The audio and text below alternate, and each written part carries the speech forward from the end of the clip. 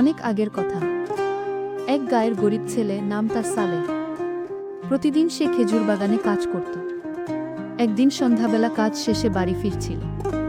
হঠাৎ দেখে রাস্তার পাশে এক বৃদ্ধা নারী কাঁদছেন। তার গায়ে সামান্য কাপড়, মুখে ক্লান্তি।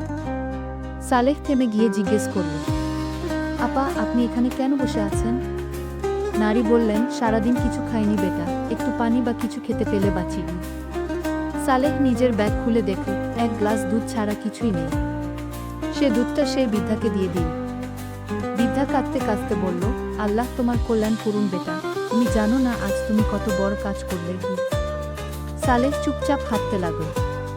সেই রাতেই সে অনেক ক্লান্ত হয়ে গিয়েছিল। বৃষ্টির মধ্যে এক গাছের নিচে ঘুমিয়ে পড়ল। রাতে ভয়ঙ্কর বজ্রপাত হয়, তার আশপাশে বড় গাছগুলো পড়ে যায়। সকালবেলা দেখা গেল যে গাছের নিচে সালেহ ঘুমাচ্ছিল তা অক্ষত রয়ে গেছে।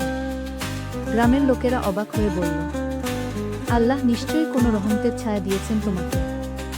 সালেহ মনে মনে বলল, হয়তো সেই এক গ্লাস দুধই আমার রক্ষার কারণ হলো।